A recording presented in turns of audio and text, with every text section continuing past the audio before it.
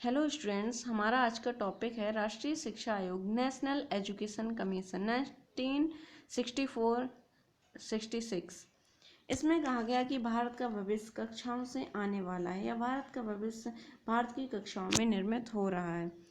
इस आयोग को कोठारी आयोग भी कहा गया है क्योंकि इसके आयोग के अध्यक्ष जो थे वो दौलत सिंह कोठारी थे और इन्हीं के नाम से इस आयोग को कोठारी आयोग भी कहा गया। अब आयोग ने शिक्षा के संदर्भ में पंचमुखी कार्यक्रम और त्रिभाषा सूत्र आदि पर विचार किया। इनको हम आगे पढ़ेंगे। जैसे स्टूडेंट्स ये लिखा है, आप पढ़ सकते हैं इसे। सन 1964 में भारत की केंद्रीय सरकार ने दौलत सिंह कोठारी की अध्यक्षता में स्कूली शिक्षा प्रणाली को नया आकार व नई दिशा देने के उद्देश्य से एक आयोग का गठन किया। जैसे आगे बताया गया था आपको कि दौलत सिंह कोठारी जो थे वो इस आयोग के अध्यक्ष थे और इनकी अध्यक्षता में एक आयोग का गठन हुआ था। इन्होंने ये जो थे पहले विश्वविद्यालय अनुदान आयोग यानी यूजीसी के जो थे वो अध्यक्ष थे और इन्होंने स्कूली शिक्षा का जो है वो डीपली अध्ययन किया और उस पर इनका जो अध्ययन था इस शिक्षा पे वो भी आज भी बहुत ज़्यादा इम्पोर्टेंस अपने आप में रखता है। इस आयोग के अध्यक्ष जो थे वो कोठारी थे और जो जेपी नायक थे वो आयोग के संयुक्त सचिव थे। आयोग में 17 सदस्य और 6 विदेशी सदस्य थे। बताया कि कोठारी आयोग फ्रांस, जापान, ब्रिटेन, अमेरिका और रूस की शैक्षिक परिषद का सदस्य था।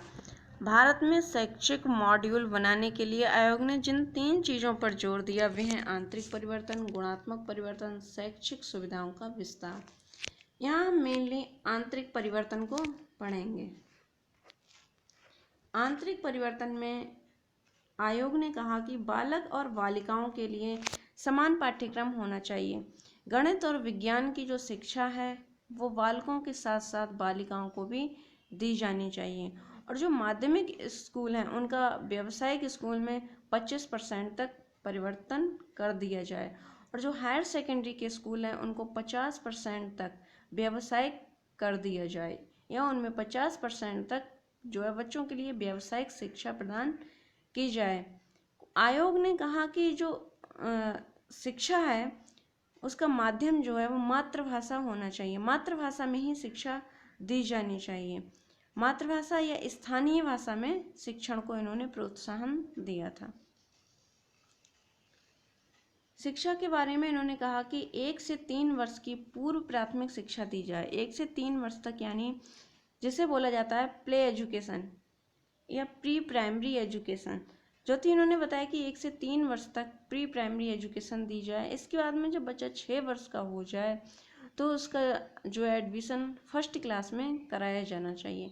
इन्होंने बताया कि जो विषय विभाजन कि जैसे किसी को कला वर्ग से जाना है या किसी को वाणिज्य वर्ग से लेना है या फिर किसी को विज्ञान वर्ग चुनना है तो उसके लिए कक्षा 9 के बदले कक्षा 10 के बाद में इस तरह का विषय का जो विभाजन है वो 10 के बाद में होना चाहिए। हाई स्कूल की शिक्षा के बाद में ही इस तरह का जो विषय विभाजन है वो हो। फिर शैक्षिक ढांचे को इन्होंने 10+2+3 में व्यवस्थित किया। 10 तक हाई स्कूल, +2 यानी 11 और 12 इंटरमीडिएट तक, +3 में ग्रेजुएशन या डिग्री कोर्स सम्मिलित था। आगे इन्होंने बताया कि माध्यमिक विद्यालय जो है वो 2 प्रकार के होंगे, एक जूनियर माध्यमिक और एक उच्च माध्यमिक।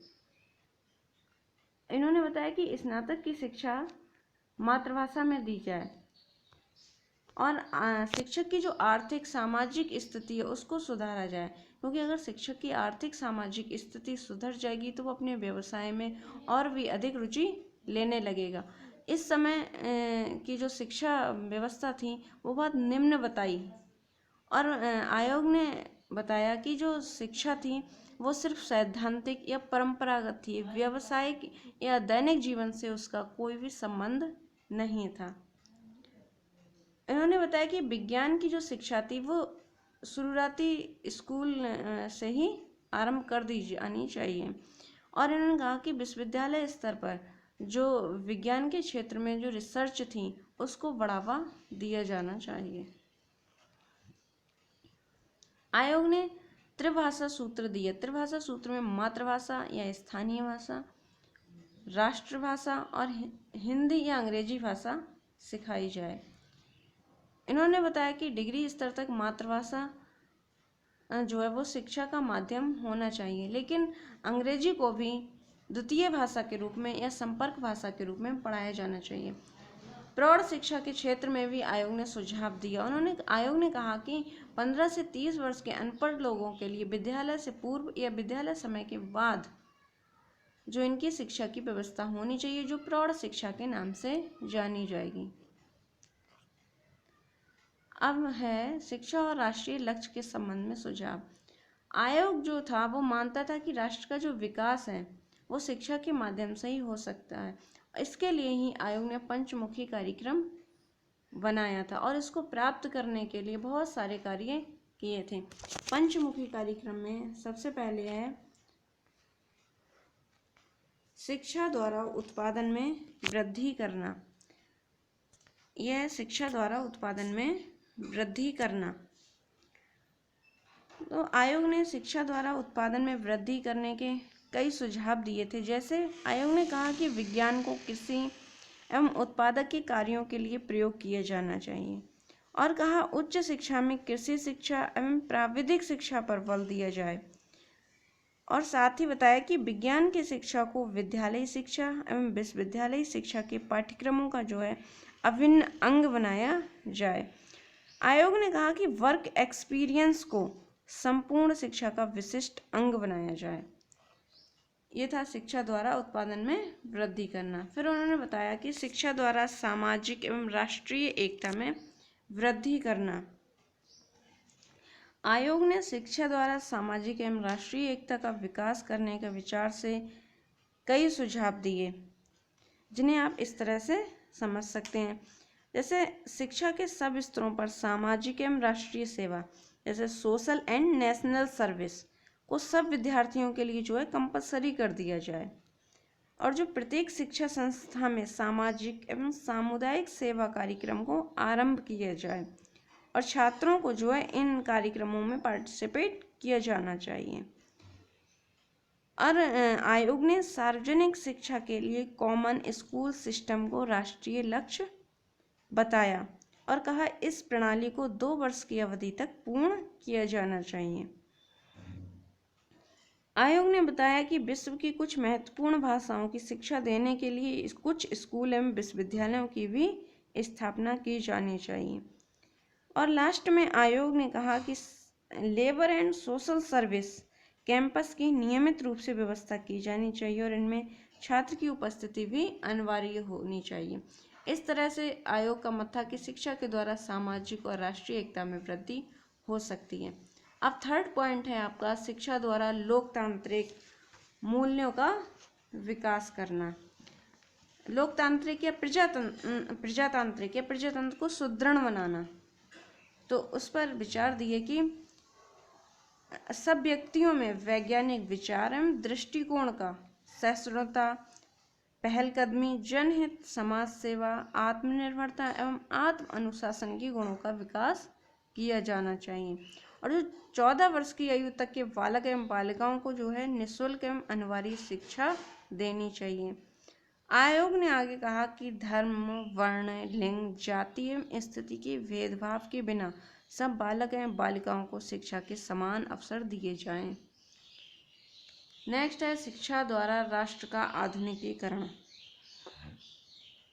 अब आयोग ने शिक्षा द्वारा भारत का आधुनिकीकरण करने के लिए कुछ सुझाव दिए, जिससे आप समझ सकते हैं। आधुनिकीकरण करने के लिए शिक्षा को महत्वपूर्ण साधन बनाया जाना चाहिए।